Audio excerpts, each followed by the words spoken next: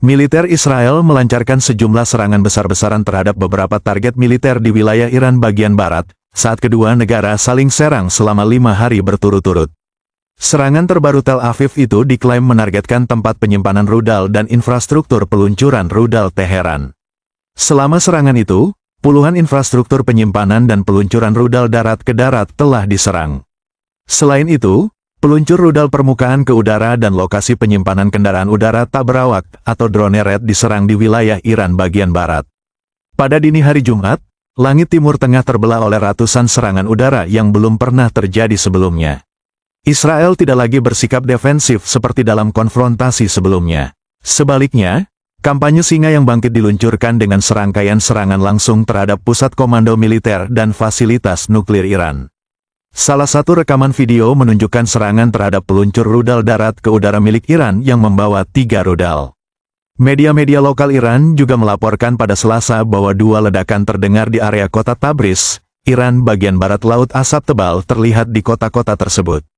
Setelah ledakan, demikian dilaporkan, yang juga mempublikasikan video dari kota tersebut, yang berjarak lebih dari 600 km dari ibu kota Teheran.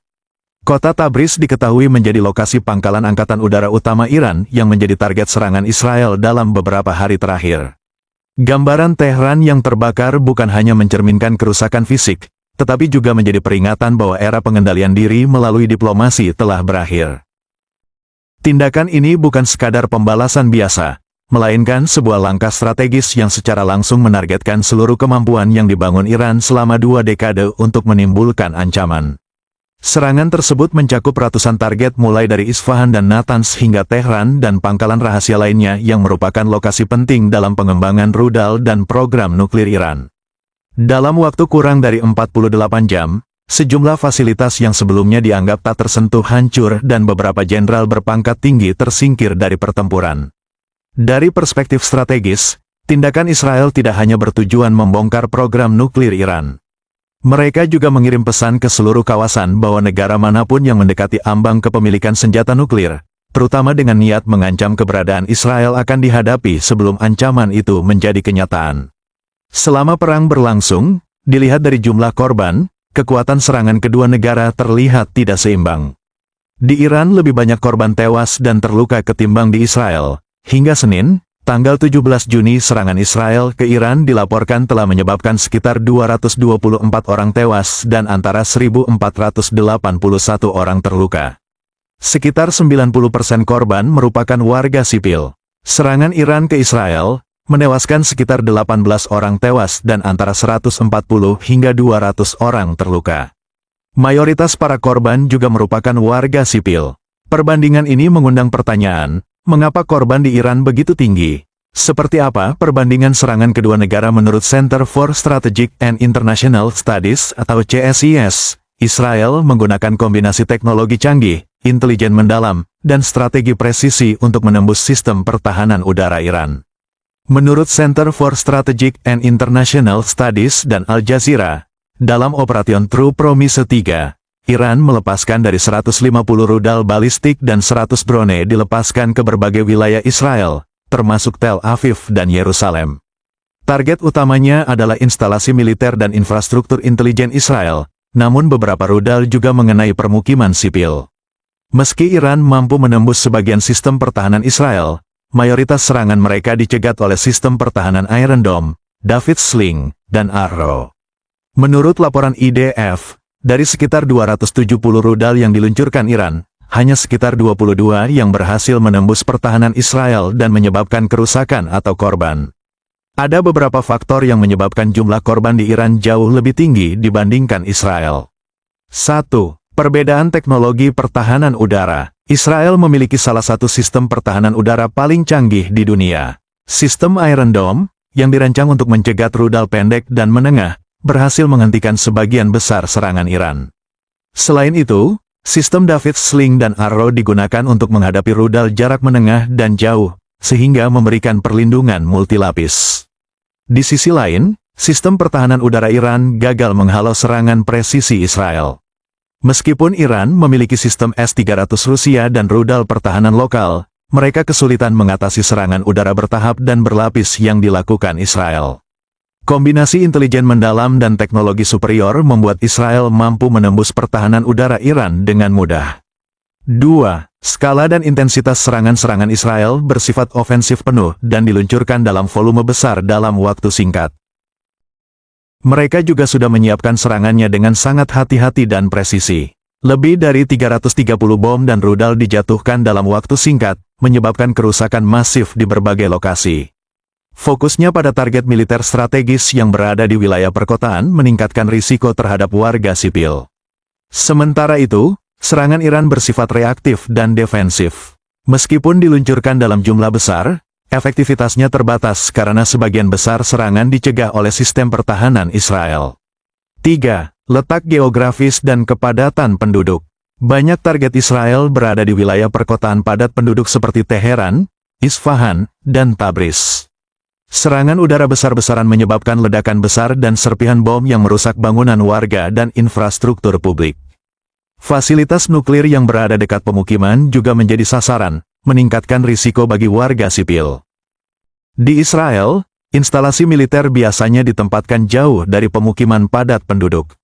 Selain itu, sistem peringatan dini dan latihan evakuasi rutin membuat warga Israel lebih siap menghadapi ancaman serangan rudal. Bunker dan shelter juga tersedia secara luas, sehingga jumlah korban dapat diminimalkan. 4. Faktor infrastruktur perlindungan sipil. Israel memiliki sistem perlindungan sipil yang sangat matang. Setiap rumah tangga memiliki akses ke shelter, sirine peringatan otomatis tersebar di seluruh negeri, dan warga dilatih untuk bereaksi cepat dalam situasi darurat. Hal ini membantu mengurangi dampak langsung dari serangan Iran. Iran belum memiliki sistem semacam ini secara menyeluruh. Meskipun memiliki kapasitas militer yang kuat, infrastruktur perlindungan sipil masih tertinggal. Warga sipil tidak memiliki cukup waktu atau sarana untuk melindungi diri dari serangan udara besar-besaran yang datang secara tiba-tiba. Konflik antara Israel dan Iran pada Juni tahun 2025 bukan hanya menegaskan rivalitas geopolitik dua negara, tetapi juga menjadi cerminan perbedaan mendasar dalam kapasitas militer dan perlindungan sipil. Perbedaan jumlah korban dalam konflik ini menunjukkan siapa yang lebih kuat. Israel menunjukkan dominasi yang sulit dipatahkan juga memiliki sistem perlindungan sipil yang lebih mumpuni. Kekuatan mereka dalam menimbulkan daya hancur pada lawan akan semakin mengerikan bila Amerika Serikat, yang merupakan sekutu mereka, terlibat atau mendukung langsung aksi mereka. Namun, harga yang harus dibayar sangat mahal. Sistem sipil Israel berada dalam siaga tinggi, sekolah-sekolah ditutup, sistem pertahanan udara diaktifkan secara terus-menerus, dan jutaan orang terpaksa tidur di tempat perlindungan bom. Tidak ada jaminan bahwa gelombang serangan balasan dari Iran tidak akan menembus pertahanan dan menyebabkan lebih banyak korban. Inilah alasan dibalik peluncuran kampanye Singa yang bangkit saat ini. Menurut penilaian militer, Iran hampir berhasil mengubah uranium yang diperkaya hingga 60% menjadi bentuk logam tahap akhir pembuatan bom nuklir. Begitu Iran memiliki senjata nuklir, semua upaya pencegahan akan menjadi sia-sia. Singa yang bangkit bukan sekadar kampanye militer. Ini adalah langkah tegas untuk mencegah skenario yang tidak dapat diterima. Saat asap masih mengepul dari Isfahan dan Natanz, Angkatan Udara Israel terus melancarkan serangan dengan presisi yang mencengangkan. Jika Tehran dulunya dianggap sebagai zona terlarang, dilindungi oleh sistem pertahanan udara yang ketat dan medan yang terjal, kini ibu kota Iran telah menjadi pusat perhatian di peta target. Israel tidak hanya melampaui batas jangkauan sebelumnya, tetapi juga telah mencapai apa yang selama 2 dekade terakhir hanya diimpikan oleh banyak negara Timur Tengah, superioritas udara mutlak di wilayah udara Iran. Kami meyakini bahwa perbedaan ini tidak hanya terletak pada taktik, tetapi juga pada persiapan dan penggunaan teknologi canggih yang tepat waktu.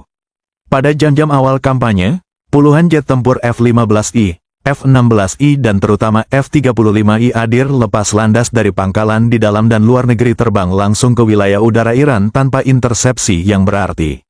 Salah satu kejutan terbesar adalah kemampuan skuadron F-35I untuk beroperasi tanpa perlu pengisian bahan bakar di udara. Sebuah prestasi yang dulunya dianggap mustahil mengingat jarak antara Israel dan Iran Tengah. Namun informasi yang terkonfirmasi dari pejabat pertahanan mengungkapkan bahwa Israel dan AS telah menerapkan teknologi rahasia yang memungkinkan F-35I beroperasi jauh di dalam wilayah Iran sambil tetap mempertahankan kemampuan silumannya. Menurut penilaian Badan Intelijen Israel, Iran telah menimbun sekitar 1.000 pon uranium yang diperkaya hingga 60%. Jumlah yang dapat ditingkatkan hingga 90% hanya dalam beberapa hari setara dengan bahan kelas senjata untuk pembuatan bom nuklir. Lebih jauh lagi, proses konversi dari gas uranium menjadi logam tahap krusial dalam pembuatan inti bom telah dimulai di fasilitas Isfahan. Inilah alasan dibalik keputusan Israel untuk mengambil tindakan. Fasilitas nuklir Isfahan, bersama dengan Natan menjadi target prioritas utama pada malam pembukaan kampanye. Menurut pejabat militer, serangan tersebut dilakukan dengan menggunakan senjata presisi tinggi yang ditujukan untuk menghancurkan jalur konversi uranium secara menyeluruh termasuk sentrifuge, fasilitas penyimpanan, serta bangunan yang menampung staf ilmiah dan tim komando teknis.